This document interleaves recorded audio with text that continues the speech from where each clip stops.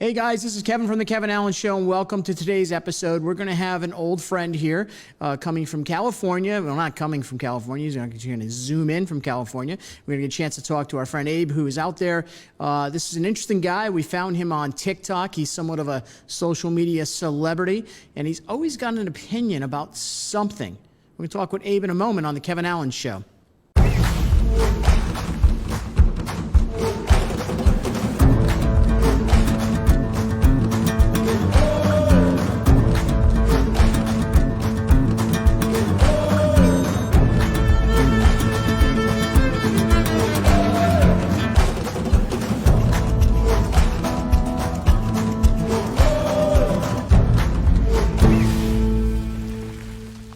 This episode of The Kevin Allen Show is sponsored by Joshua's Worldwide Transportation.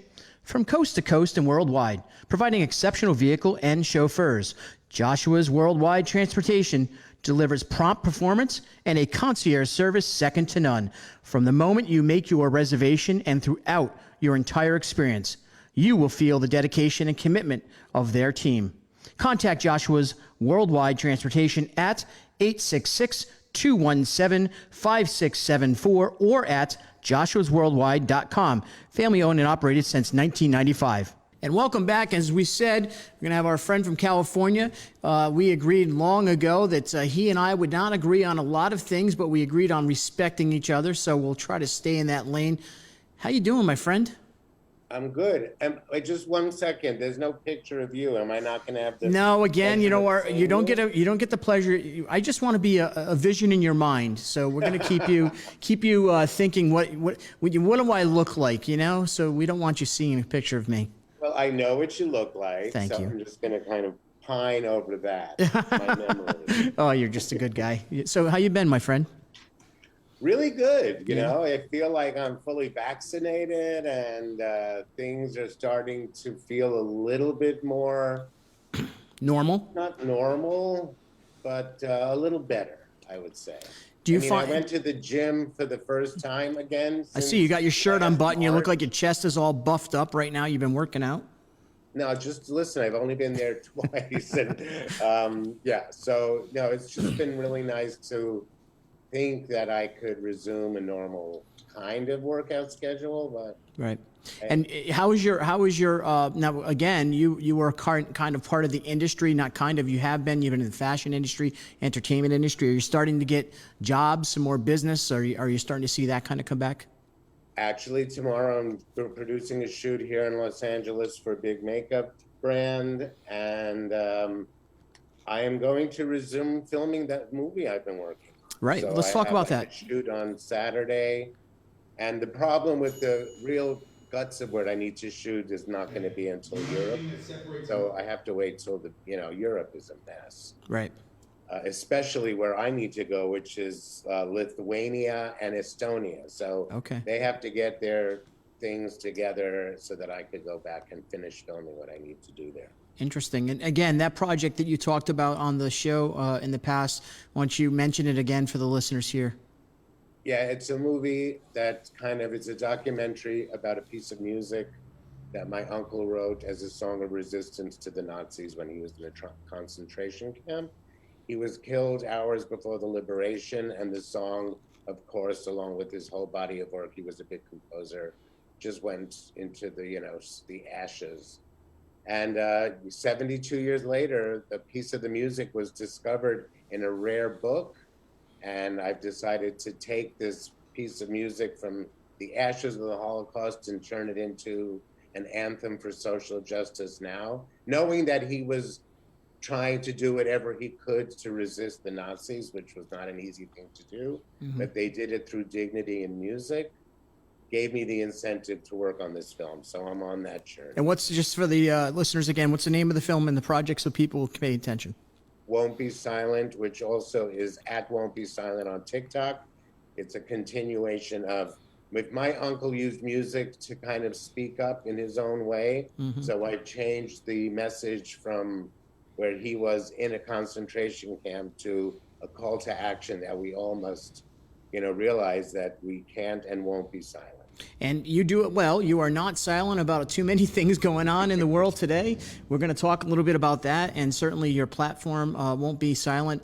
You share your opinion on many political situations going on throughout the country. Very entertaining. That's how I found and discovered you.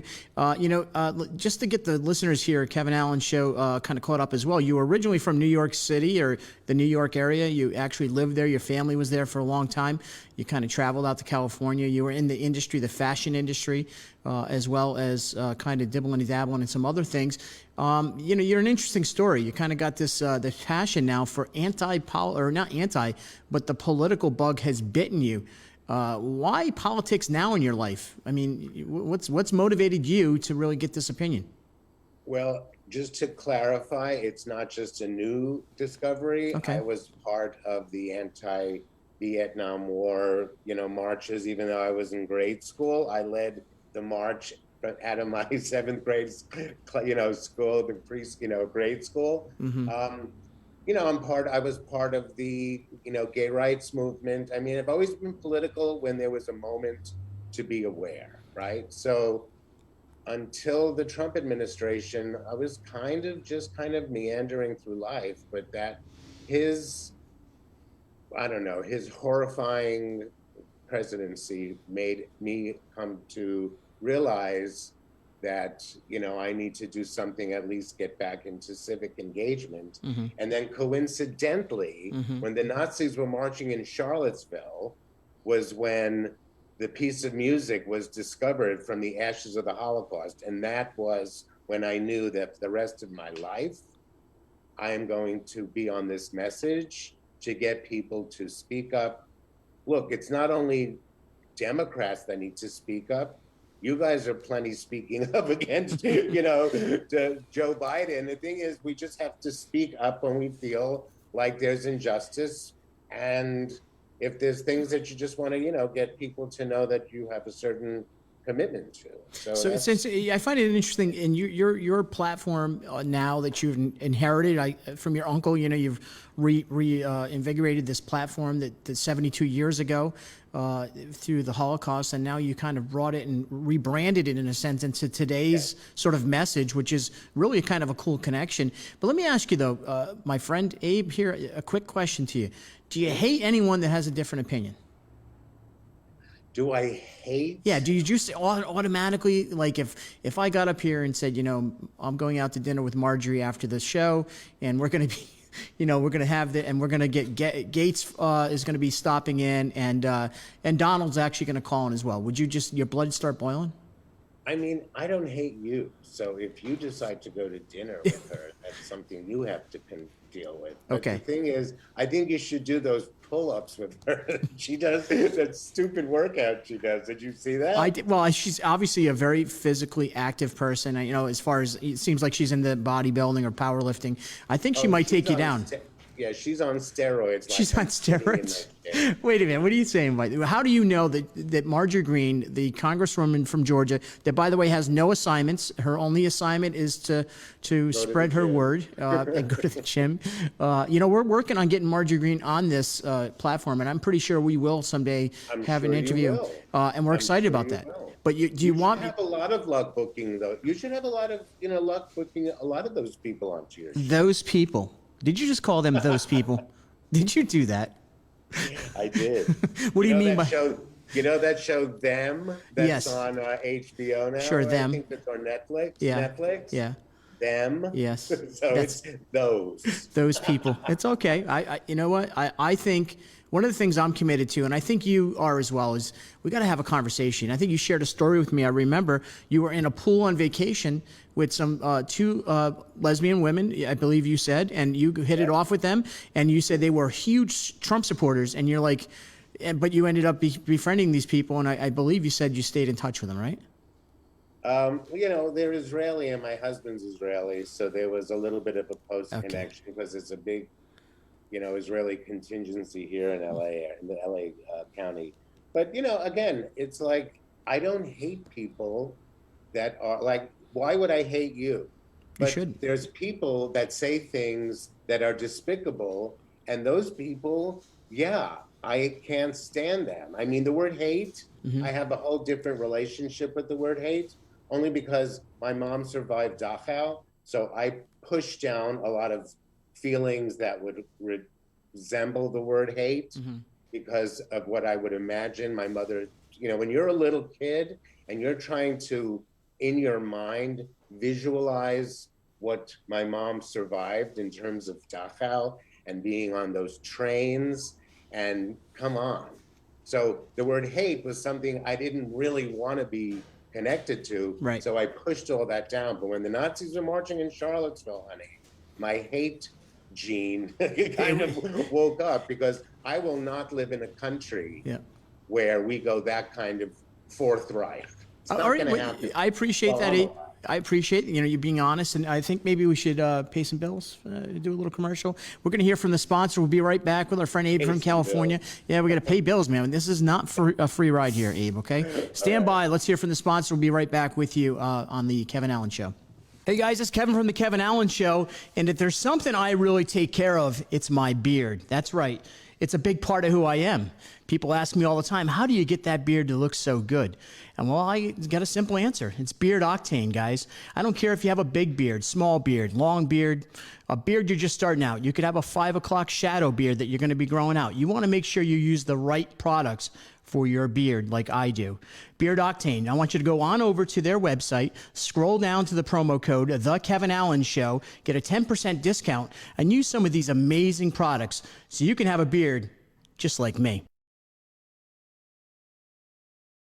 And welcome back. And again, this is the Kevin Allen Show. Abe from California. We're talking to him. We're talking a little bit about this and that. This is a great guy. I've grown to actually, I think I got to watch your videos at least 3 or 4 times a week just to smile, because the sarcastic humor in your presentation is just, I give you credit, man. You got some, what do you call it? What is it? Spidaz? I don't know what the word is, but you got a special way of delivering. Thank you. I mean, it kind of just triples off my tongue. It just triples off do you my write tongue. Do you write your material, or do you just go up there and just I hate to be fresh, but free ball it? Like I respond to something in the news, and then I just kind of spit it out.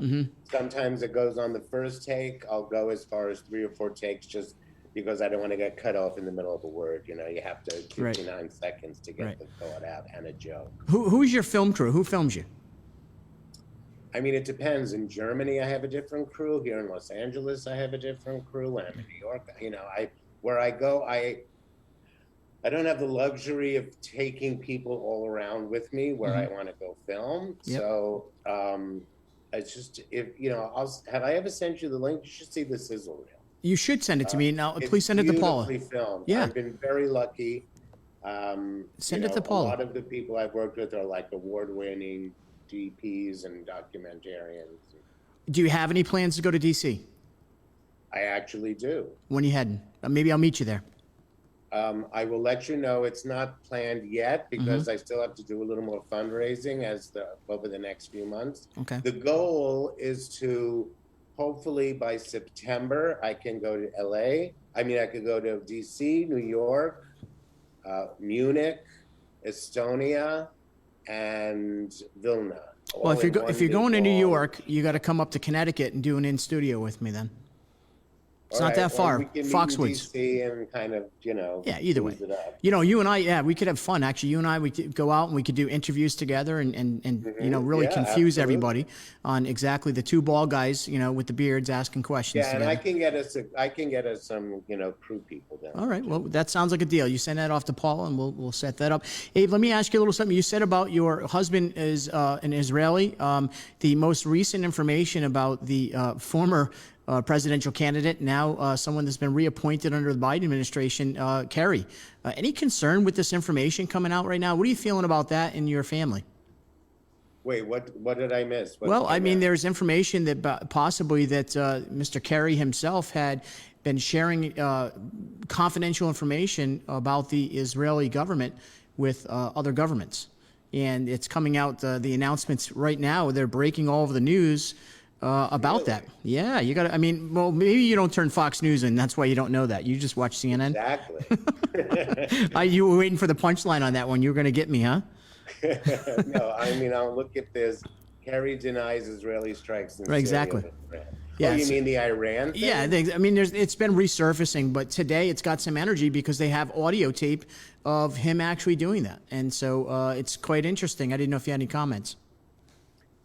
I just am finding out about this now. I don't appreciate those kind of leaks, no matter who it is. I didn't like them with, I just don't like underhanded.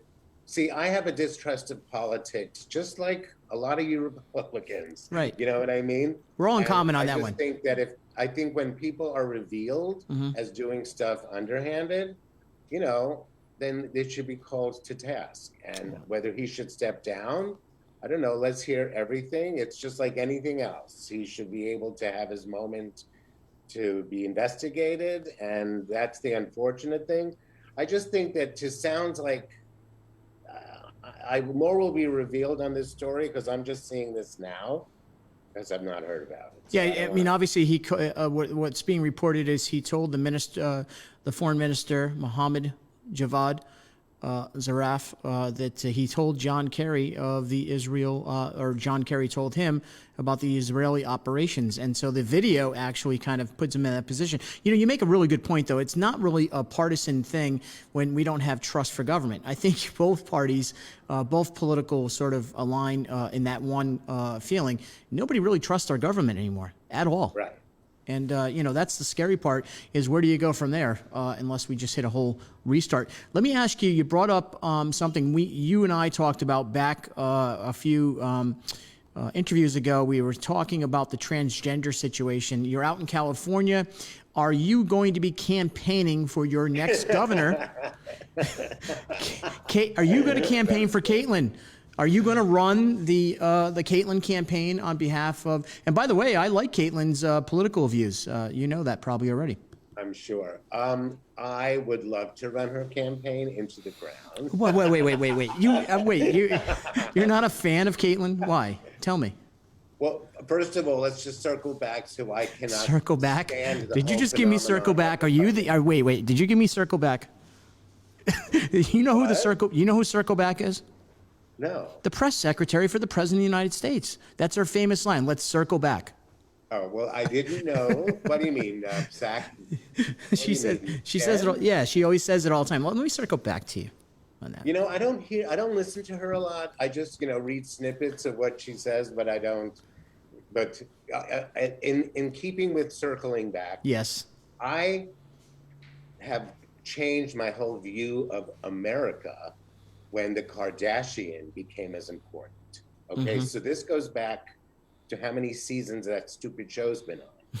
The fact that we had Trump as a president can be, connected to the Kardashian phenomenon. Like the reality TV thing.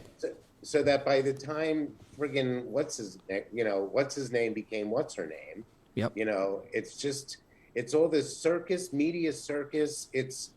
It's about, they've just reduced America to the lowest common denominator. So now she wants to be a governor. It's not going to happen. She's more than entitled to do it.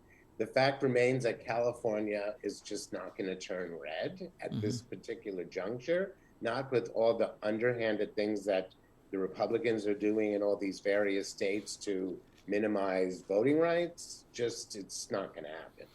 But, and it's not only just her that I disagree with. It's that guy, Kevin Falconer, or whatever his name is, the mayor, that sleazy mayor from San Diego. I mean, it's just not going to happen. And I think that it's a shame that she feels that she needs to be part of a party that right now, currently in most other states, is making transgender people like enemy, number one. I find anybody who lives in such a state of dichotomy and denial, and she's dating a woman. It's like whatever. It's just go away. You sound a little judgy. You sound a little judgy, Abe. Abe, you're a little judgy. Didn't she kill somebody in that car crash? There's accusations about a car crash, of course. But now I want to make you smile that Arnold Schwarzenegger today woke up and he's awoken. And it sounds like he might have an interest in running again for governor of your great state of California. How would you feel about the the Arnold Schwarzenegger coming back. You know what? It's going to be a circus. I think I might even throw my head. There you go. We're going to announce it. I'd love to run your campaign in California for you. Yeah, that'd You be would want to awesome. work on my campaign. I would too. I could I look past it. We can argue about a few things, but I'd support you. Listen, that's the whole thing. I think when, and you probably recall, I told you I served in office and I had an opportunity to be up at the state capitol, which we're actually today at our state capitol. They're having a big, people want to call it an anti-vax march. There's 6,000 people. The state of Connecticut out here is trying to mandate vaccination and kind of eliminate the religious exemption piece. I see that the CDC, actually, I want to get a comment on this from you. The CDC has a breaking news that the fully vaccination Americans are safe to go maskless very soon here, and that's the recommendation of the CDC. But it's interesting. How are they going to, are we going to have to provide cards as we walk about? If we don't have a mask on, someone's going to ask us for a card. This is a crazy world we're living in. I mean, I have a card. Are you anti-vaxxer? No. I mean, I'm not anti. I support all vaccination, and the fact that you got it, I'm going to embrace you, but you probably don't want me to. I don't like putting chemicals that the government tells me to put in my body. Well, as an ex-chemical addict, I'll take whatever comes my way. I think that it's a big issue in Israel now because they are implementing the green card, they call it. And that identifies you as somebody that's been vaccinated so you can travel. Yeah, but it's not only travel. You could go into a restaurant. I mean, it's going to boil down to if you're a private business and you want to only have people who are vaccinated in it, it's your right. Same thing's going to be here in America. Interesting. And anyone that doesn't agree with that then doesn't believe in, human rights. Can it be like if people say, like, I know lots of friends of mine who've got vaccinated, but they don't care that I don't choose to do it. So they're okay with us all sitting next to each other. I mean, if you get vaccinated, why are you worried about, you know what I mean? It's like, why are you worried about being around me if you're vaccinated? I don't know if I'm worried about anything, but I have to tell you the honest truth. What mask wearing reduced the regular cold and flu season drastically. I am going to wear masks a lot. I believe that's going to be part of the years until this whole thing turns into be whatever the bottom line. Well, we saw that in many of the Asian countries when, the past history with bird flu and all the other flus that were out there. It's pretty common. You see masks being worn. Unfortunately, I think the world is going to adapt to that as well. Hey, let me ask you a little bit about Hollywood. We just, we had an interesting, not the Grammys. What was just on? What was it? The Oscars. Oscars, that's right. It was. I put it on for a few moments, and I do want to. I wanted to ask you, what did you think? I mean, obviously they have to adapt to the way the conditions are of the world. What do you think about the way they are running the Oscars now, and the platform it is? It seems as a very political. However, I do want to say that the most inspirational speech of the night from Tyler was pretty impressive. Any thoughts on what happened? That. Yeah, I mean, he talked about unity, even in a broken, sort of divided country. He talked about bringing people together, and I think that's an important message. I was inspired by that. Your thoughts on that? No, I thought that was awesome too, and unexpected, but I'm glad he did that. So here's my opinion. I thought the award show was a debacle. I said it was like if you sat through the whole thing, it was as though the show had the talking disease. Everyone talked like so ridiculously long about stuff and personal and like just, it was bad. I almost like the fact that it kind of felt like what they used to do back in the 20s and late 20s, 30s, where it was at the Ambassador Hotel and it's just like this intimate evening as opposed to this big, huge, gross thing where everybody's like, just in there to be in there and hobnobbing. That's part of Hollywood that's hard to stomach, But I liked that it was informal. I thought you need a good host to carry you through the whole show. Right. I think people have got to limit their talking to 59 seconds, like it's like a TikTok word, And I think that, look, last year it was called Oscars So White. This year it was definitely Oscars So Black. There's nothing else to, And that was a really that was a thing, blatant. but that's what you could say. Right. I mean, it was pretty blatantly obvious that that was the mission of the evening. Now, let me ask you: were you at all enjoying Glenn Close and doing the butt? Totally. You liked it. First of all, why you think it was? No, it was. I actually thought it was cute. I mean, I thought she was very cute to hop up. I mean, she's got to be what, 70 something. Late 70s. I mean, she had energy. She smiled. It was fun. You want to know something? Yeah. Give that freaking woman an Oscar. Yeah, why? Why not? I'm sorry, but give that woman, Frances McDormand. I saw that No Man Land. Mm-hmm. She has 3 Oscars. Why? She's the same character in every film.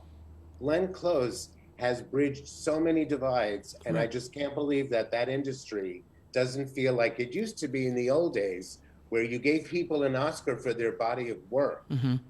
I mean, it's just, Hollywood is just, look, I am a Democrat and I am living here in Hollywood and I'm making a movie, but there's a lot of bullshit to that industry too. How long have you been around and involved in the industry out there in Hollywood? How long have you been sort of, you talked about, your experience living with somebody that was pretty famous, and I don't want to mention it again unless you're public about, Amy Fisher, but I mean, if you don't want to talk, I'm sorry, Carrie Fisher. Amy Fisher, I would not. Yeah, Amy Fisher, I don't think you were hanging out with her. She was the, that was like in the early 90s, and then back again, it's too late 90s. Right. And, I've had pockets with it where I've, been here in LA just living and working with her in the entertainment industry. Then I would move back to New York, where I started producing events and PR and doing what I did for a living. And then I came back again in 2013 and worked with her for a couple of years.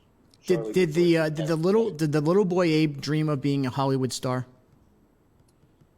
You know what? I'm not like I'm not an in-your-face. I don't feel like pretty enough or handsome enough or good-looking enough to be in the camera. I like being behind the scenes. This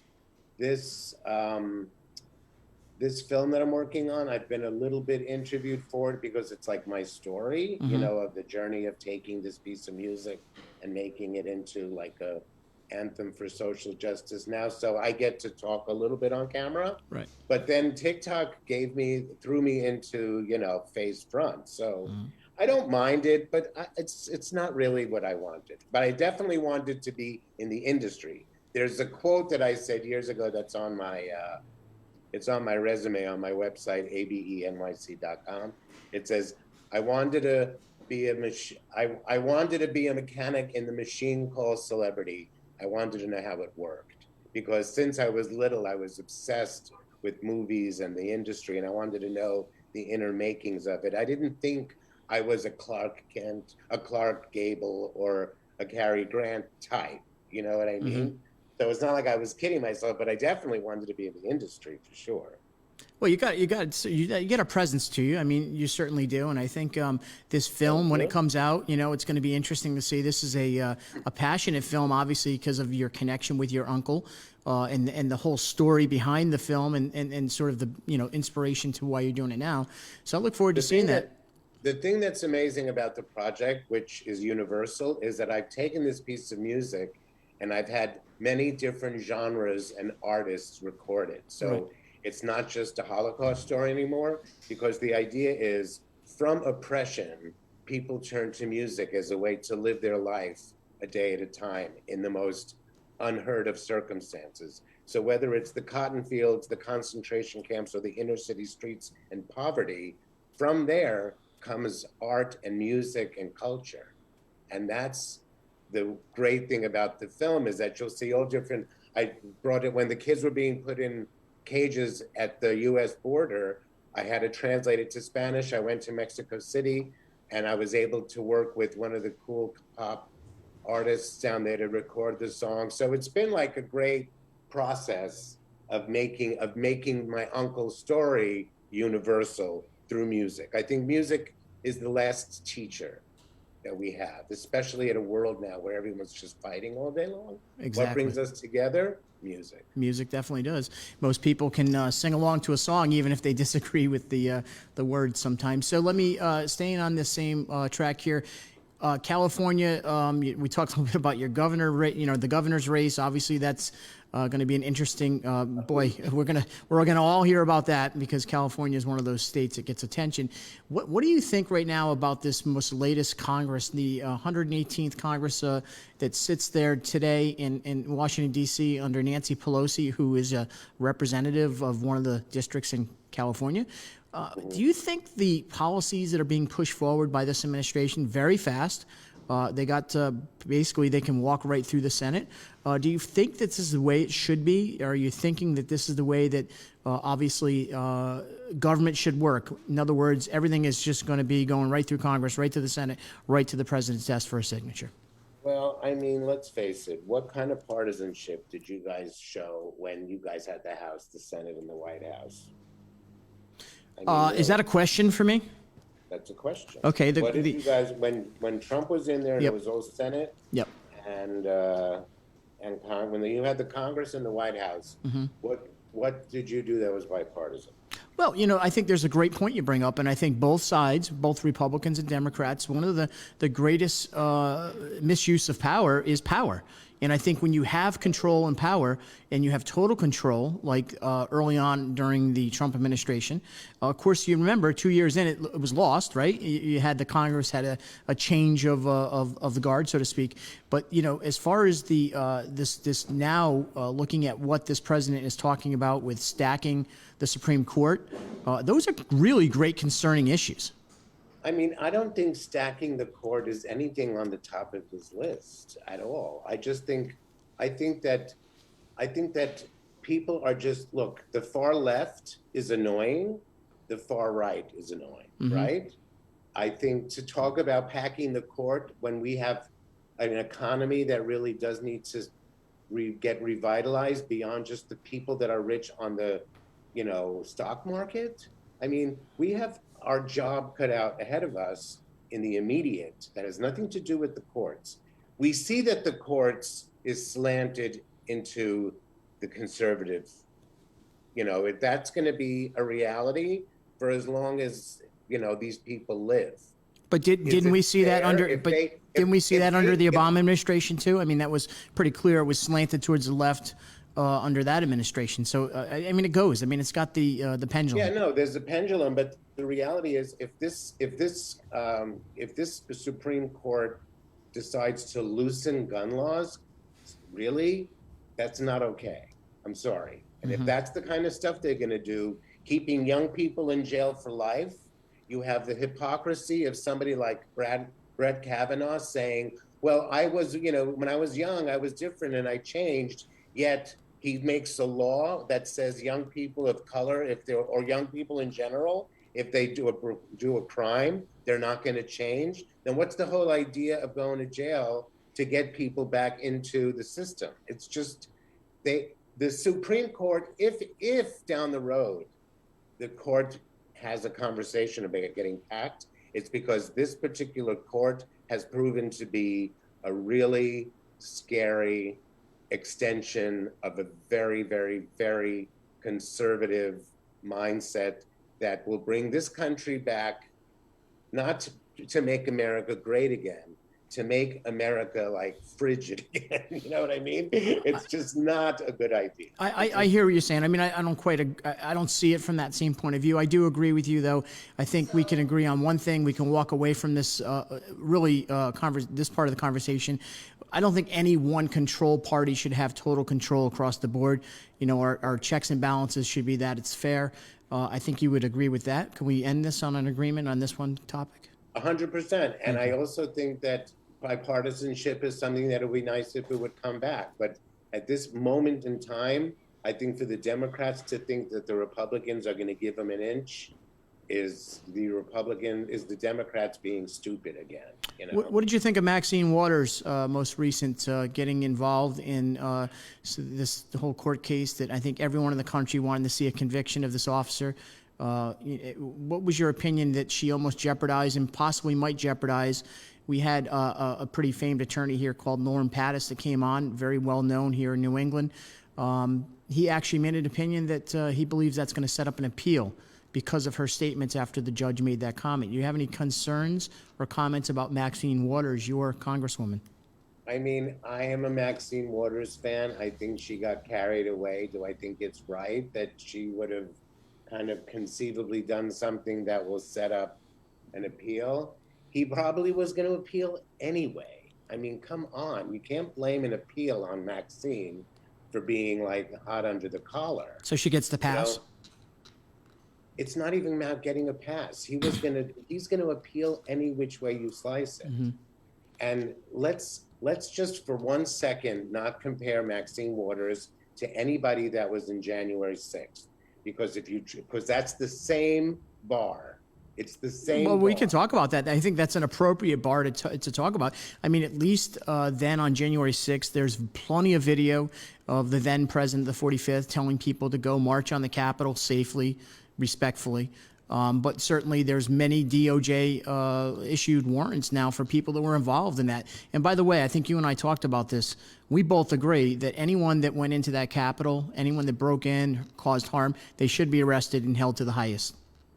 100%. So I do have a different opinion as far as, you look at Maxine Waters. I've seen her consistently have the ability, corporate media seems to allow her to get the pass, but that's, listen, she is an interesting woman who's been there for a long time, and she certainly has earned her rights to speak, and it doesn't seem like she's violated anything in the House or the Senate.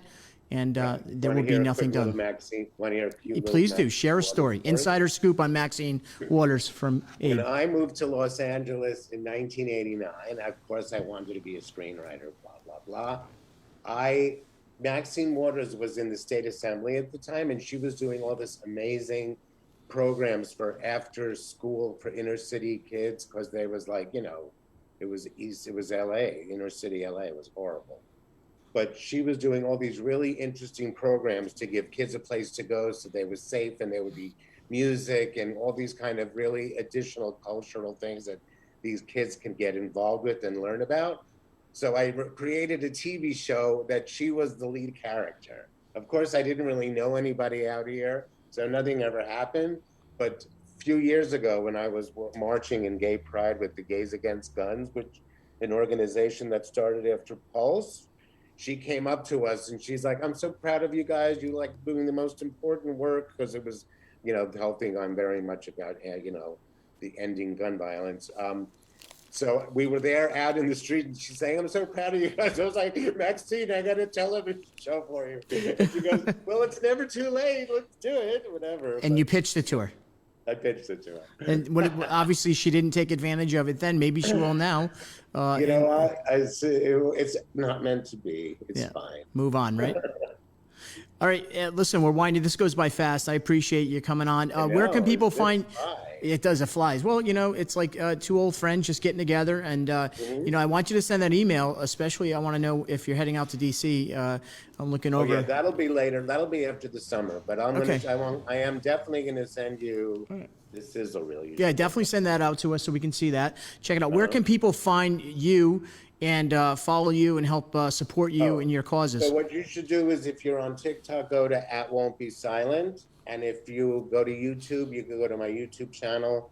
So it's youtube.com/won'tbesilent. I've been interviewing a lot of the political TikTokers. And actually, I should post these interviews up on there. Yeah. But it's just going to be, it won't be visual. It'll just be... No, yeah. You're visual on mine. When you do the final product, you see both you and I on the screen.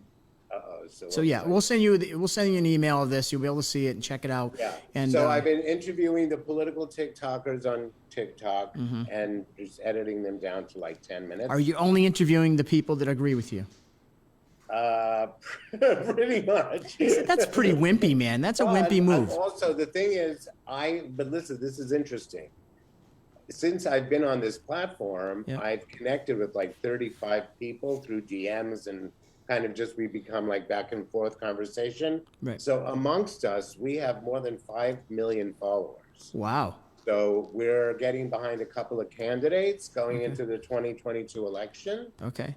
To do what we can, raise a little money, make a little hay. I don't think we're going to be the end all and the do all, but Right. TikTok has always been looked at as kind of like a platform for dancing and laughing and carrying on. Right. But there's a lot of political TikTokers there. So There is on both sides. You know, maybe you and I should collaborate and we'll host. You can do this remotely. You'll get 10 of your folks in. I'll get 10 of ours, and we'll have a debate on topics that you and I can moderate. I'm actually this next couple of weeks, I'm learning how to do Zoom directly onto my YouTube. Yep. And then we could definitely do something. Yeah, we should definitely work on that. Abe, thank you so much for taking the time. My pleasure. Thank you, as always. Yeah, and I appreciate your taking the time to hear. Get back in that gym, man. You're getting all buffed up. You're looking like you're going to be a stunt double for The Rock. Yeah, you're going to look like the Rock stunt double, maybe. Exactly. Abe, thank you so much. Have a great day. Let me know when I can post this. Well, I will do that. Thank you, my friend. All right, guys. Thanks for tuning in. Thank you. Thank you so much. Thanks for tuning into this episode of the Kevin Allen Show. Abe Gurkman from California, a good friend. I like the guy. You know, I hit it off with him right away. We don't agree on anything, actually. I don't think we agree on anything political, that is. But I definitely agree on having a friend who I don't agree with. So it's kind of cool. Thanks for tuning in to the Kevin Allen Show. We'll see you guys tomorrow, Monday through Friday at 4 p.m. Help spread the word and make sure people are watching us. So when you share a like that.